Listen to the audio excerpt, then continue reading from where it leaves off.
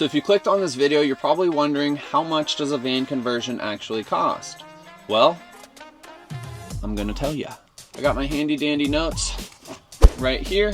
So without further ado, let's jump into it. Now, you could do this for a lot more than I did, and you could also do it for a lot less, but I'm gonna tell you exactly how much I spent on my van build, and the cost might surprise you. Actually, once I ran the numbers, the cost even surprised me. I do also want to preface this by saying I got a bunch of stuff for free, but I'll explain all that later. So let's start with just the bare bone van. I'm gonna pack it in layer by layer and explain that cost as we build out the van. So the first cost was framing out the walls and ceiling of the van. This was a pretty nominal cost. I just got plywood panels. I cut them up into furring strips and I screwed those where they needed to go. I was able to get all the furring strips that I needed out of 2 1/2-inch 4x8 foot plywood panels. And in addition to those furring strips, I just used 2 2x6 boards to serve as a mounting point for my bed frame. Using the plywood panels was a little bit cheaper than buying the 2 or 3-inch common board, and the plywood was just a little bit more flexible, a little bit easier to work with. So overall, the wood I spent framing out the van was like 90 bucks. After that, I had to insulate my van. I used sheep's wool or Havelock wool, which is a little bit pricier than some of the alternatives, but it's organic, it's sustainable, it doesn't have anything weird that I was going to be breathing in, and so I really wanted like a natural insulation. So this is one of the places I splurged, and that insulation to my door cost me about 500 bucks. That got me 3 big ass boxes of sheep's wool. In addition to the wool, I needed just some insulation nails to hold that insulation in place, and I needed a little bit of adhesive to hold those nails in place, which was really just like another 30 bucks. For insulating the floor, I bought a prefabricated mat. This mat cost about the same as it would have cost to custom insulate it myself, and I wanted to save the time and labor for what would amount to the same cost, and so the prefabricated mat that I got for the van was about 200 bucks. And that serves kind of dual purpose as both a sound deadener and providing a little bit of insulation value. The actual subfloor on top of that floor mat was 3 4x8 3/4-inch plywood panels, which set me back about 150 bucks. On top of the plywood panels, I put some sheet vinyl down to operate as a little bit of waterproofing, and it was originally going to be my floor, but I didn't really like it, so I ended up covering it with the turf. But that sheet vinyl was about 80 bucks, and then the turf that's sitting on top of that was also about another 80 bucks. The walls and ceiling are made of 1/4-inch cedar tongue and groove that I got from Home Depot. These come in 8-foot long planks, and the packs each hold 6 of these planks. The packs run about 30 bucks, and I went through 10 packs for a total of about $300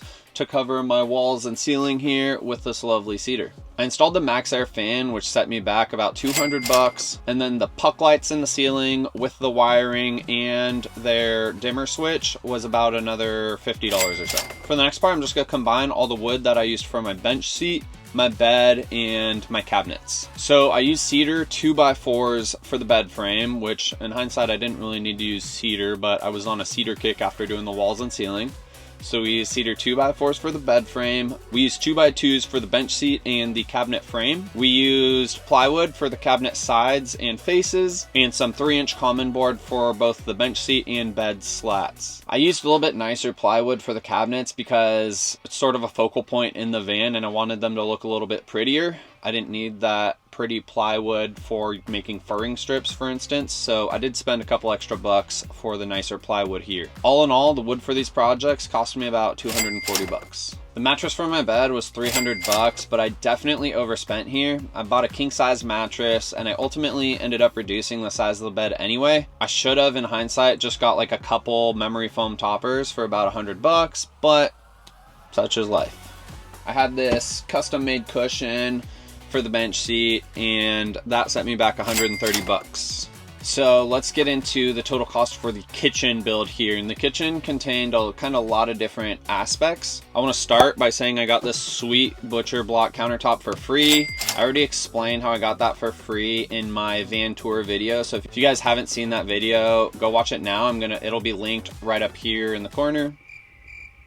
Don't watch it till you finish this video though. But yeah, I got the butcher block for free. That could have been anywhere from $200 to $300, so I definitely saved some money right there. But let's dive into the deeper costs of the kitchen. Okay, so there's a ton of components here. So the sink was $130. The faucet was $50. I have a water tank that sits over the wheel well. I kind of splurged on the water tank a little bit because the way it fits over the wheel well, it just saves a bunch of space versus having like a rectangular water tank. So that cost me about 300 bucks. The water pump was 60 bucks. I have a filter to clean any water coming from the tank and out of my faucet. That filter was 70 bucks. The miscellaneous tubing and clamps to connect it all together was about another 50 bucks. My refrigerator freezer combo was 250 bucks. The gray water tank to catch all my dirty water was only about 30 bucks. And then the wood for the kitchen build was another 70 bucks, bringing us to $1,000 and $10 for the kitchen. $1,010 for the kitchen, which is actually, it sounds like more than I thought, but when you factor in the water tank, the water pump, the faucet, the sink, the fridge, that's where most of the cost went, which those could, I don't know. Yeah, it's not too bad though. This was a big fat cost, and this hurt to buy in the moment, but my Webasto heater for the van was $1,800. It's pretty cool because it taps right into the fuel tank. I don't need a special fuel reservoir for it at all. I can set a timer on this thing. It heats the van in no time. So on those especially cold nights or cold days, which I don't really get here in Southern California. The rod was like bent in half. I might have a Tyrannosaurus Rex on the end of the thing. But the cold nights, it'll freaking warm this van up in no time, and it's super efficient. I can run it all night and it barely uses any fuel. So long term, I think it'll be good, especially if I go out to do more longer stays out in like Colorado or just up in the mountains snowboarding or something. You'll definitely want that heater. But if you are just in a nice climate or don't plan on going anywhere like that, you could save 1,800 bucks like that by not getting a fancy schmancy heater. Now, another big painful cost was my electrical system. But I saved a ton of money by doing this myself. This system has a lot of components to it, so let's just jump right in. I got a 200 amp hour lithium battery from Renogy. I bought an open box battery, which cost me 600 bucks. Brand new, the battery would have been $1,200. Unfortunately, that open box battery was defective. However, Renogy ended up replacing it for free. So in a way, I did get a brand new battery for 600 bucks. Nice. Which, if you've spent any time shopping lithium 12-volt batteries, that's a pretty solid deal. I also got my inverter open box. I got a 3,000 watt inverter, which is a bigger inverter than I need.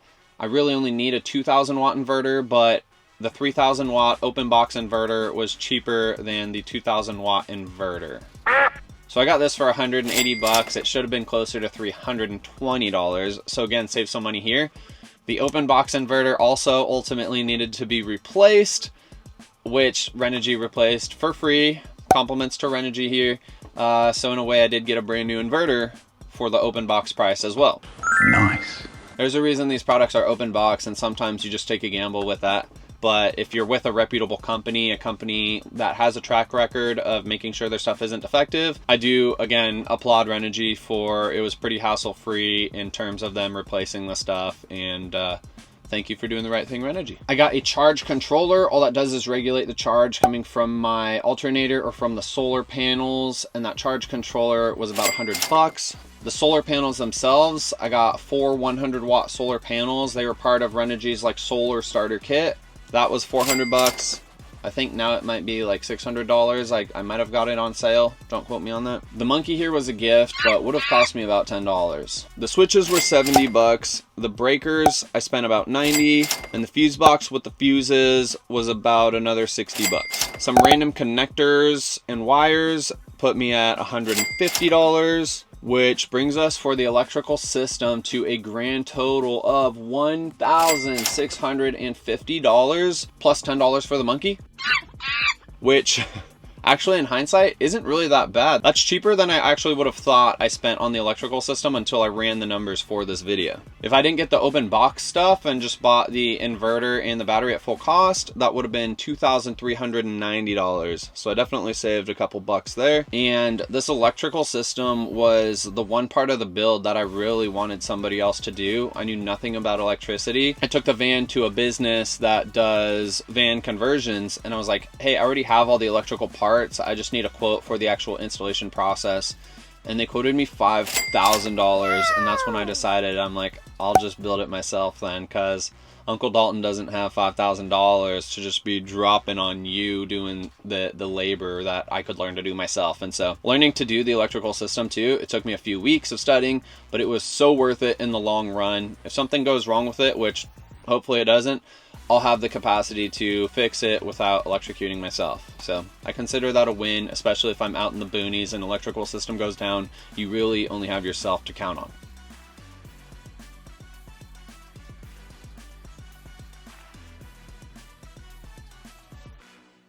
The grand total.